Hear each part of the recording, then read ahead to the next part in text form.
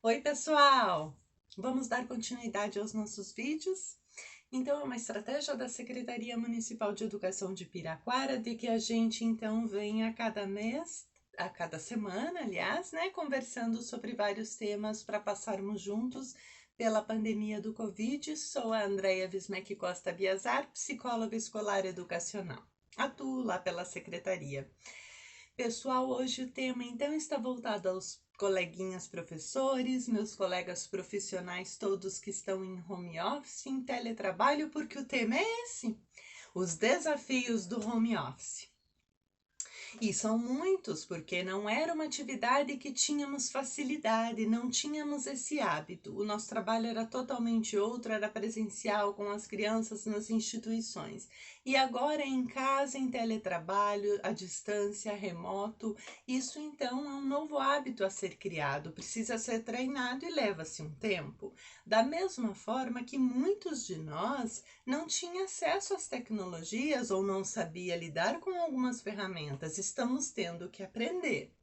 Então também se torna um outro grande desafio.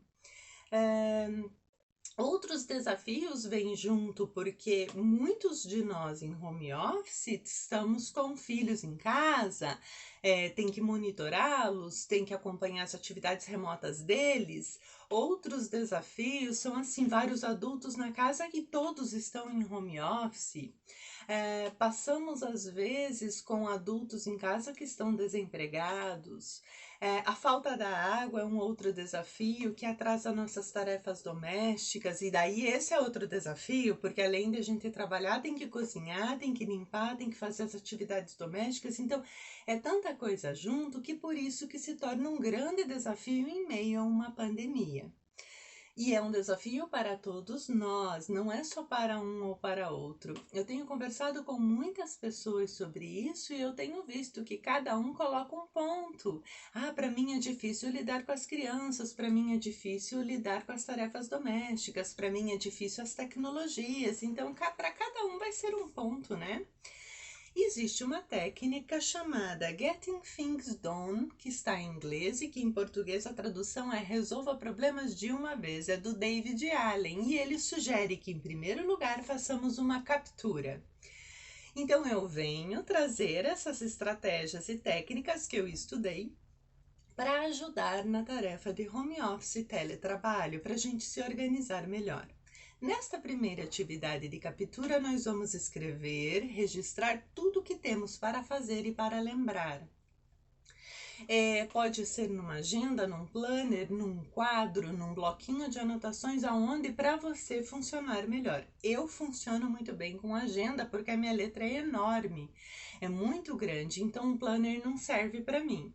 Eu gosto de agenda uma folha por dia, que eu posso escrever bastante.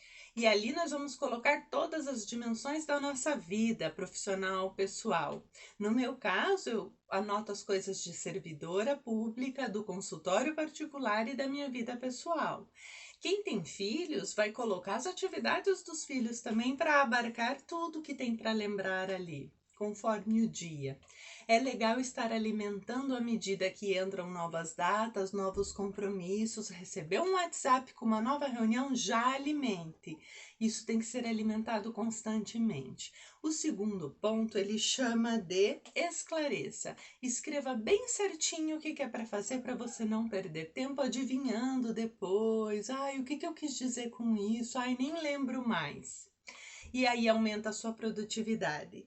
Item 3, organize, que é assim, veja a ordem de importância. Tem coisas que têm que ser feitas hoje. Por primeiro, circule, marque, use marca-texto, faça asterisco, use um método de destaque para você saber que aquilo não pode deixar para depois.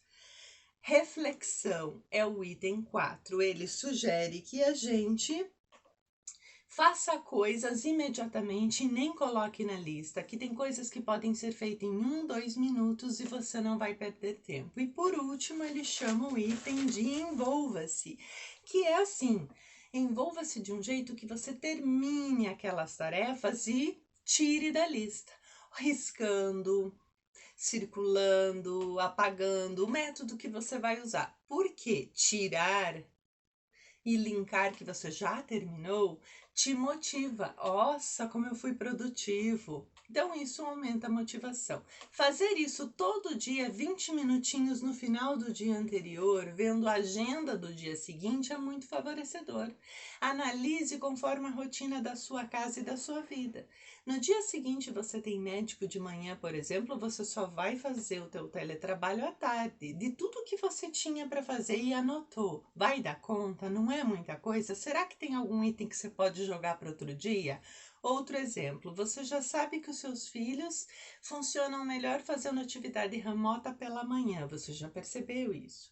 Então, todo dia de manhã vai ter atividade deles para você monitorar. Enquanto eles estão ali do lado fazendo, o que você já consegue fazendo do teu teletrabalho? O que você pode conciliar junto? Então, essas análises a gente pode fazer sempre no dia anterior, 20 minutos antes de parar de trabalhar, analisando a agenda do dia seguinte. Eu, por exemplo, eu levo muito em consideração a volta da água no meu condomínio. Então, quando ela volta de madrugada, eu sei que no dia seguinte eu já tenho que começar fazendo primeiro as minhas atividades domésticas para eu dar conta das coisas com a água. E daí, em seguida, eu começo as minhas coisas de teletrabalho, organizando tudo que eu tinha para fazer naquele dia.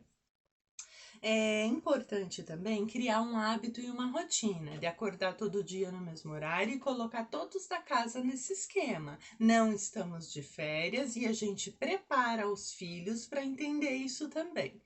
Eles orientam que a gente troque a vestimenta, arrume a aparência e faça um bom café da manhã, para a gente preparar o cérebro para ele estar em alerta. Ó, você vai começar a trabalhar. Então, é muito favorável criar esse hábito de acordar sempre no mesmo horário, se arrumar, trocar a roupa, não ficar de pijama e nem deitado, porque isso não prepara o cérebro, deixa você sonolento, preguiçoso e o cérebro vai entendendo que você está relaxando e não trabalhando. Eles sugerem que a gente use então um espaço adequado. É claro que o nosso formato de trabalho é mais favorecedor se tivermos uma mesa com cadeira para trabalhar. Então pensa na sua casa, no seu espaço, é possível? Tem um espacinho ali com mesa e cadeira para você adequar? Os especialistas sugerem que quanto mais tiver uma luminosidade boa, arejado o espaço e com silêncio, mais concentração vamos ter e mais rendimento vamos ter.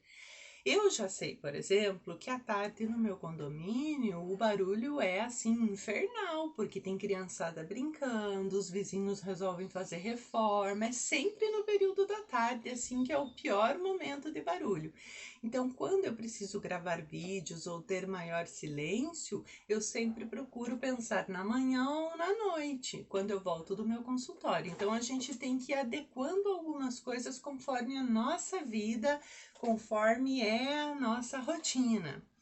A questão das pausas é muito importante, porque você desanuvia o cérebro, não fica ali trabalhando intensamente durante horas. Então, técnicos nesse assunto sugerem que a cada 2 horas a gente faça pausas de 15 a 20 minutos. E quando a gente faz as pausas, a gente até volta com insights e com soluções para as coisas que estávamos escrevendo, estudando, planejando, né? É bem importante fazer essas pausas. A questão de não misturar alimentação com trabalho, ficar trabalhando e petiscando, isso cria compulsão. Isso aumenta peso, não é favorável para a saúde física nem mental. Então, separem. A hora de trabalhar é trabalhar, a hora de comer é comer. Dá para conciliar a pausa com a alimentação. Eu faço isso. Então, como eu estou fazendo reeducação alimentar, quando eu faço minhas pausas, eu uso para fazer o meu lanchinho, que é uma fruta, umas sementes, um iogurte, né? Então, eu uso a minha pausa para isso. Quem tem filhos pode usar a pausa para atender os filhos. Quem tem pet pode usar para brincar com os pets. Cada um vai usar a sua pausa como quiser, mas essa pausa não pode ser para trabalhar, para ligar e resolver coisa de trabalho, porque daí você está trabalhando ainda. Essa pausa tem que ser para coisas pessoais, para arejar a sua mente, para se divertir. E passou um helicóptero agora. Espero que não tenha comprometido. Também os horários das refeições devem ser muito bem respeitados para o home office funcionar. Então, respeite, pare naquele momento e coma. Lá num outro espaço, não no mesmo espaço de trabalho. Depois você volta e retoma o trabalho. Então, separem isso, que isso é mais favorecedor para o home office. Outro ponto é dividir as tarefas domésticas entre as pessoas da casa, para não sobrecarregar um só. Então, é muito favorável ter cronogramas na casa, em que os filhos participarão. Então, assim, é só a criança bem pequenininha que não participará, porque à medida que a criança já é maiorzinha, ela tem que entrar nos cronogramas de tarefas domésticas. Todos que moram no lar têm que participar. Cada um vai fazer uma tarefa. Todos os adultos da casa farão uma tarefa para não sobrecarregar uma pessoa só, porque estamos todos no mesmo barco no meio de uma pandemia e precisamos nos ajudar. Então, circular tarefas é muito favorecedor. Ter uma rede de apoio para os papais e mamães que estão em home office e têm filhos. Vai ter situações de reuniões, lives e, enfim, situações que você não pode realmente estar com os filhos. Se você tiver uma rede de apoio ou quiser construir uma rede de apoio, pode ser favorecedor.